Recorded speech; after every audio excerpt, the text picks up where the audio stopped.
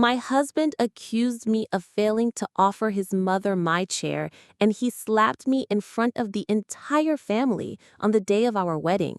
He insisted that I either leave the wedding or apologize to her. I left the place right away, and now he's calling me desperate. I had been dreaming of that day for years, and it was supposed to be the happiest day of my life.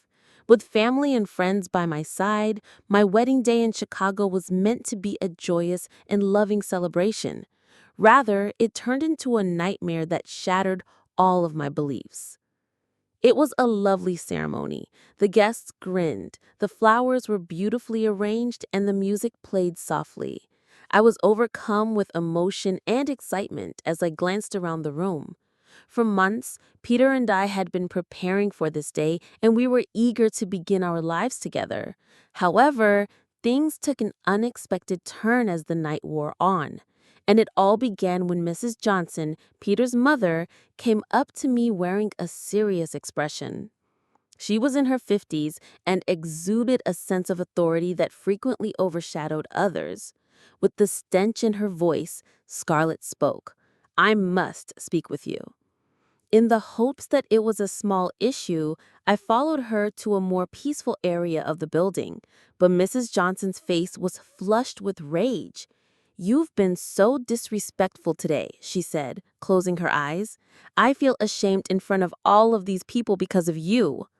I was taken aback. All I had done was be courteous and respectful. "What are you discussing?"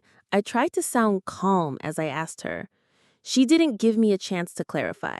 "You fool, don't pretend to be innocent. Do you believe you can act however you want once you're in this family? You are a disgrace." Peter had been speaking to the guests at that time. He came over and gave me an inexplicable look. As he turned to face his mother, "What's happening?" Though it sounded like he already knew, he asked. Mrs. Johnson raised her voice and said, "Scarlett has been disrespectful. It has ruined the day for everyone." Peter's face contorted in rage. Before I could defend myself, "It's true," he demanded, his sharp gaze. "Haven't you been causing trouble?" Feeling the hurt of his accusation, I said, "I've done nothing incorrectly. All I wanted was to have fun at our wedding." However, Peter's eyes became hard.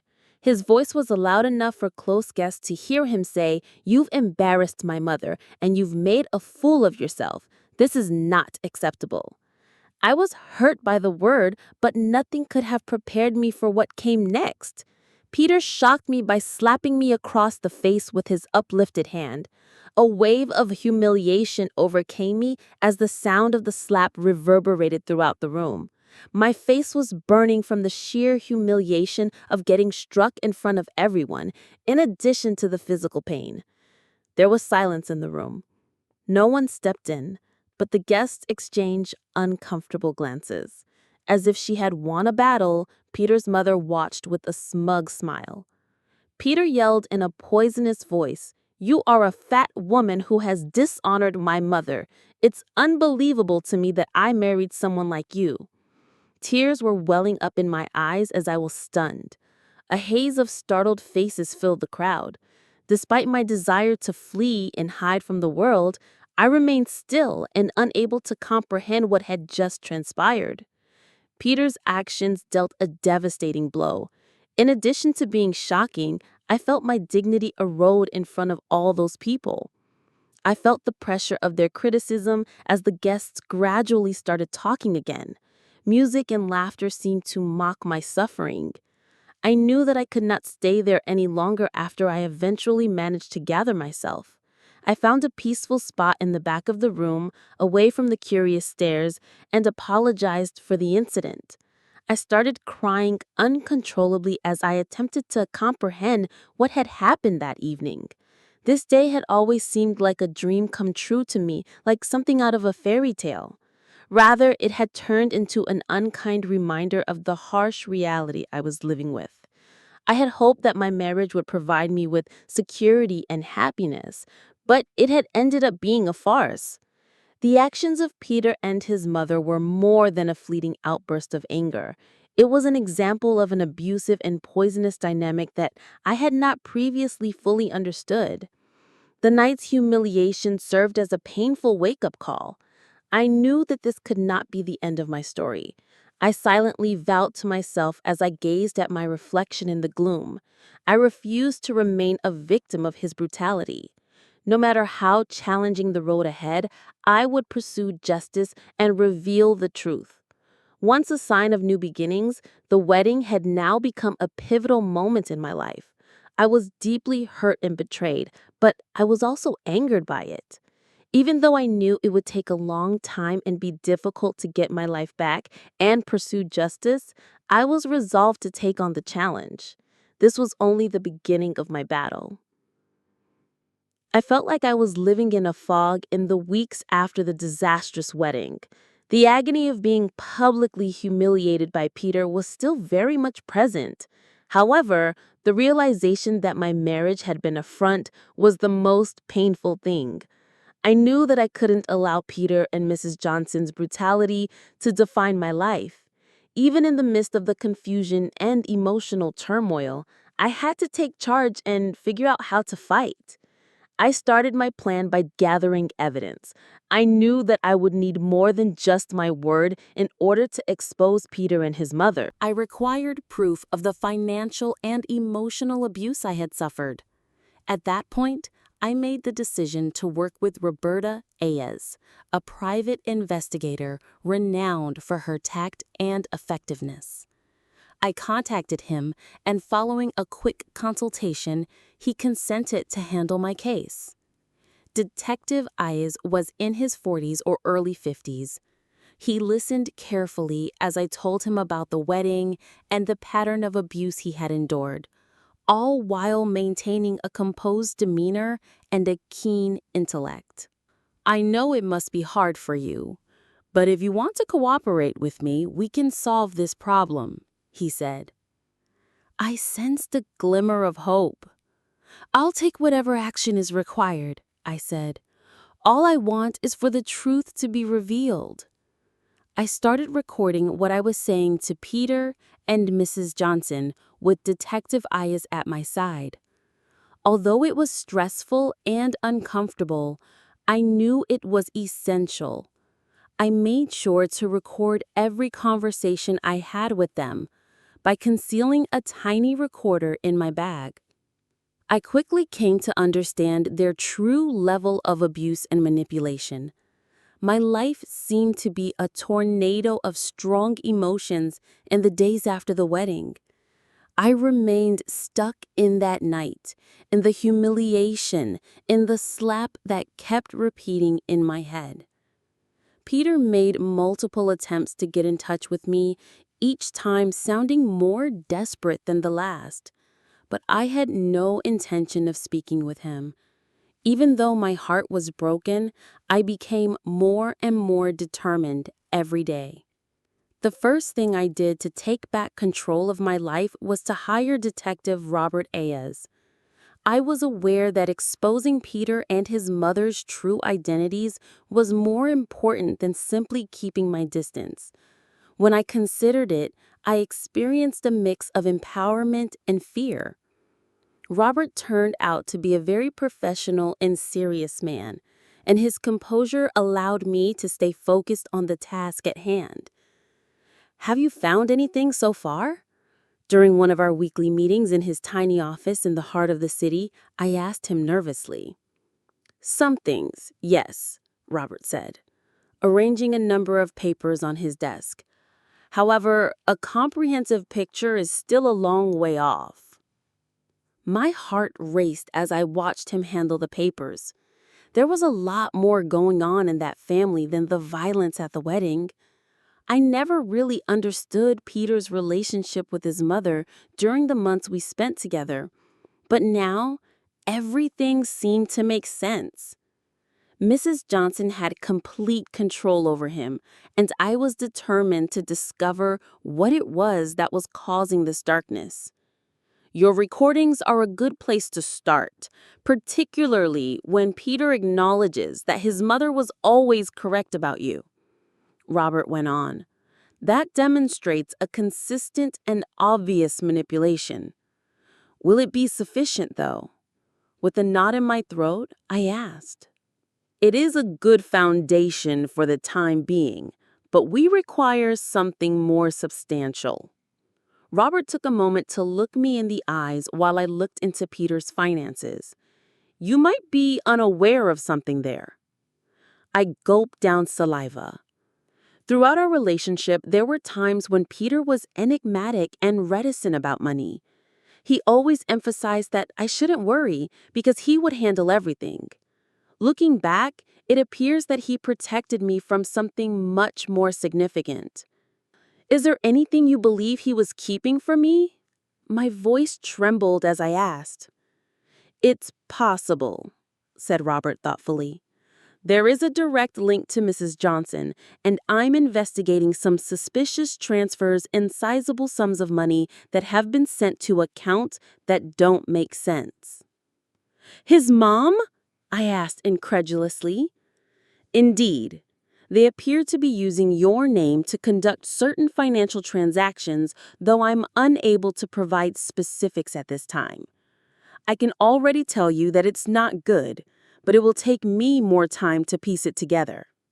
The ground seemed to vanish beneath my feet. This confirmed what I had always suspected. Peter and his mother were planning something far more ambitious than I could have ever dreamed, and they were taking advantage of me in the process. I whispered to myself that I knew something was off, but not this much. Robert bent forward, his face solemn but gentle. We will expose all of this, so don't worry. They won't get away with it. But you must continue to record everything for me. Every discussion could be important. I felt, even though I was getting more anxious, what more might they be concealing? To what extent had I been unknowingly involved? After Peter failed to call me again that evening, I made the decision to take action. One rainy morning, I went back to retrieve some of my possessions and maybe more hints from the house where we had shared a home. I still had the key. Since he had moved in with his mother, I knew he wouldn't be home, which provided me the perfect opportunity to explore without any interruptions. Everything felt weird, almost oppressive, when I stepped into what had once been our home, a representation of our shared dreams. I was surrounded by darkness in the deserted rooms, but I had to go. I went straight to Peter's office where his most important papers were once stored. I was surprised to find that the drawer that had always required a key to open now opened with ease. I found a stack of papers inside. I quickly started going over them, and I was astounded by what I saw. The worst part was that there were documents in my name, bank accounts I had never heard of, and financial records unbeknownst to me. Transactions had been completed in my name. Among the documents was a letter written by Mrs. Johnson to Peter. Scarlett will never be worthy of you. We're doing this for your benefit. She won't understand what's going on. My whole body shuddered. This was something they had planned from the beginning. It involved deliberate financial manipulation in addition to emotional control. I whispered to myself that I knew something was off, but not this much. The house before anyone could see me, taking shaky-handed pictures of all the documents with my cell phone. I was aware that this was only the first step, but I also knew that was the evidence Robert required. The real fight was coming, and I would have to give it everything I had. When I presented the evidence to Robert the following day, he gave me a serious look. After a long silence, he said, "Scarlett, this is much deeper than we thought. There may be far more serious fraud going on between Peter and his mother. This transcends you. We are discussing a matter that is illegal on several levels." A mixture of relief and fear gripped me as I lay down in the chair. Even though I knew this battle would be tough, I felt more equipped than ever. Robert, I'm prepared for anything that comes up. Until the truth is revealed, I won't give up. What had begun as an individual quest for justice was evolving into something far more significant. I would not give up until Peter and his mother were held accountable for the truth that was finally emerging. Although I was aware that the road ahead would be challenging, I also knew that I was in charge this time. The pivotal moment had been the slap I got on my wedding day, but now I was taking back control with every new revelation. And I was not going to be stopped by anything, not even by Peter or his mother. It became evident that we were in complete control of the situation based on the evidence I discovered and the ones Robert had already gathered. We had the chance to turn the tables on Peter and his mother because they were in a precarious situation. Always cunning and taciturn, Robert proposed a more calculated course of action. He began, while we reviewed the evidence in his office. We can expose everything publicly and ruin their lives, as you wanted at the beginning. However, there is an alternative that is more profitable. I was intrigued by it, but I wasn't entirely sure where I wanted to go. What would you recommend? Blackmail, he said, with the most composure imaginable. They stand to lose financially and in terms of their reputation. We can now confront the authorities and the press with what we have and demand that they give us all of their legal money instead of going straight to them. We reveal everything if they decline. I knew Peter and his mother were desperate, but I also knew it was a risky idea. We came up with a strategy with Robert's help. We set up a covert meeting in a place that would not draw unwanted attention. Robert and his attorney were with me on the day of the meeting, prepared to present our proposal. Peter was anxious and tense, and his mother, Mrs. Johnson, remains aloof despite her worried expression. I opened the folder containing the evidence and tossed it on the table in front of them, saying, "We know everything. They use my name in their financial schemes, frauds, and money transfers. We have an offer, but we can destroy their lives now."